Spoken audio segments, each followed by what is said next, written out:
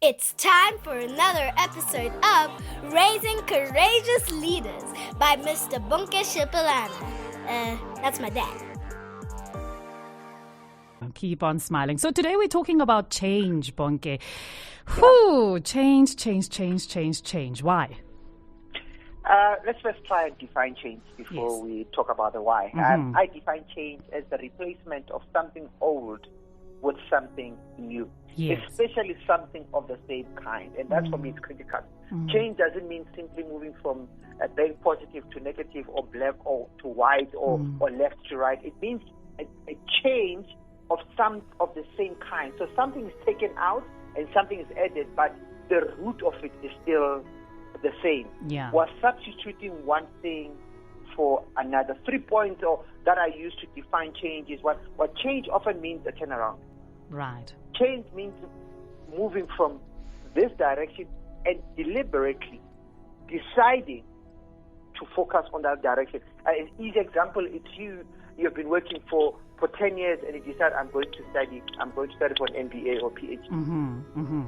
You know that studying for an MBA or PhD is going to consume your time. Definitely. It's after you qualified 2-3 years later, then you'll be now at a certain level. So there's going to be change that is happening. There's a turn around. Yeah. Something has been added to you. Number 2, change can be one-off event. And then another example, which might be painful, might be the death of a breadwinner. If ever there was umama who was a breadwinner at home and passes away, that's a one-off event. Even though it might have occurred in one day, it's going to impact you for the rest of your life, and you have to do something in order to address it. Right. Number 2, change can be externally imposed. Yeah. For most of us who are business people, with COVID and lockdown, certain restrictions were imposed to us, and we had to change how we run our businesses. Yeah. We did not decide, but this was externally imposed. We must never ever confuse change with growth. Growth most of the time is natural and can't be sped up. Yeah. Growth takes time. Yeah. Growth is an incremental process. Growth needs motivation, self-motivation. You have to force yourself. You can grow age-wise, but not grow maturity-wise. Yeah. You have to really look into yourself. So for me, change, even though it's quick, has got a long-term impact. Growth is natural and can't be sped up, and we have less control over growth. Yeah. Growth is more about maintaining what we have changed. Yeah. I'll repeat that. Growth is more about maintaining what we have changed. So change happens and growth maintains. But most people tend to they focus on growth and not change. Yeah. And they get surprised, why is the world moving faster than I am moving? Because you never changed. Yeah. All you did was grow. Yeah. But change is necessary for you to jump from level 1 to level 3 or level 1 to level 5, and then you use growth to maintain it at level 5. Maybe let's ventilate the connection between, or the link between, change and growth. With growth, one would expect, of course, that there will be a change that results from that. So, in other words, growth can be a catalyst to much needed change, yes? Yes. Once you maintain growth, after a period of maintaining, change needs to happen. Yeah.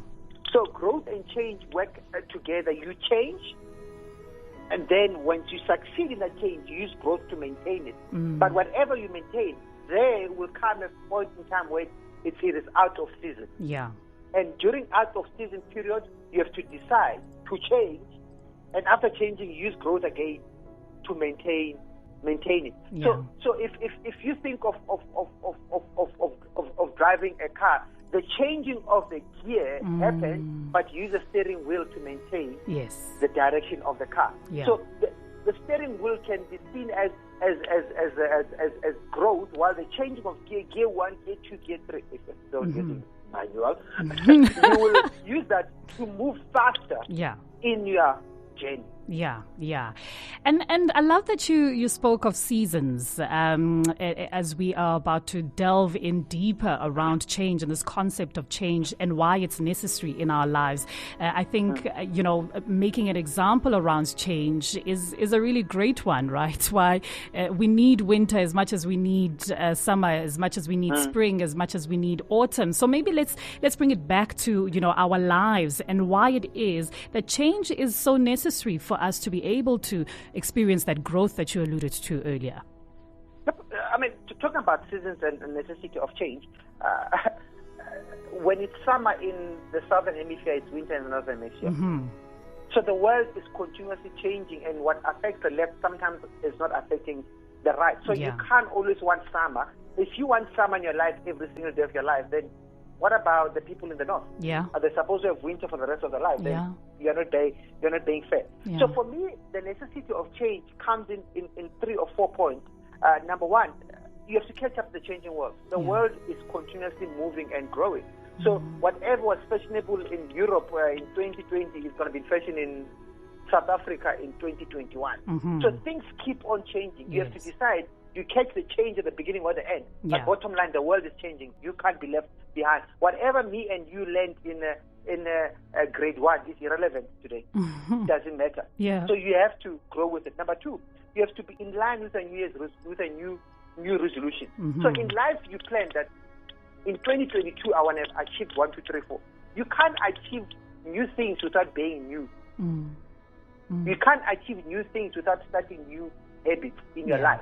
Yeah. So change requires you to match what you want in the future with what you're doing currently. Right. You want to lose weight, you want to be 60 kilograms, 80 kilograms in 2022. Change now. You can't say I want to be XYZ in 2022 and not change. Then it was not a resolution, it was just a wish. Number 3, you have to set a new bar for the next generation. Mm-hmm. So I have to change in order for my kids to start at a new level. I have to change for the new generations to say that, you know what, our work level was at 5 with our grandparents. We are starting at 6 and we're going to end at 7. Yeah. So if you don't change, you're not encouraging, preparing, or challenging the next generation. Mm-hmm. Mm-hmm.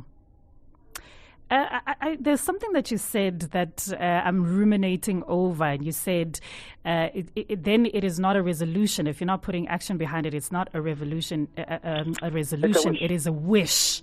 My goodness, that really shook me to my core. There. No, all I'm saying is that if you say something and don't act on it, right. Yeah, it means nothing. The only time words come to life is if action is added to them. Sure. So if how do someone says they love you and don't do it, then that is not love. It's a verb. It must be a verb, right? Yeah. Mm-hmm. So how do we best prepare for change in our lives? I mean, you've distilled quite lovely just what the definition of change. There are some that are externally imposed, like you said. Some are once-off events. But I think the ones that are externally imposed, such as the time that we are living in right now, how does one prepare for all of this madness and mayhem that is happening in the world? How do you prepare for even those kinds of changes that are external and have nothing to do with your action or inaction? One, to gain more, you have to let go of something. Yeah. You are a finished product. There's so much space in you. So if you want to do something, you have to let go of something. You want to study for an MBA, you have to let go of going out every single day or every weekend. Yeah. So one, there is a letting go element, and people never want to let go. They just want to keep on adding stuff. Yeah. Number 2, be the change you want to see in your life. Simply meaning, try and be proactive. Yeah. So that you don't get shocked by the external change that is imposed on you. I mean, last time when we talked about money, try and save a bit of money.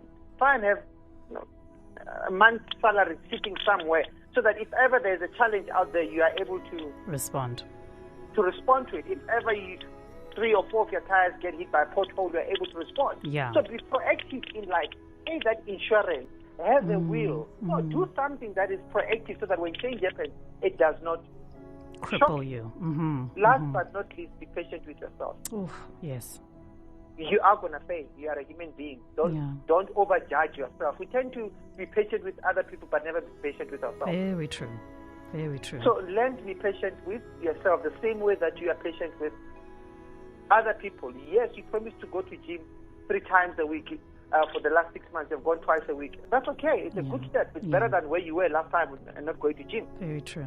So be patient with yourself and learn to love some of your failures and improve on them. What's the parting shot you want to leave us with, Bonke? What do we have to sort of deeply think about as we progress in our week? Be proactive.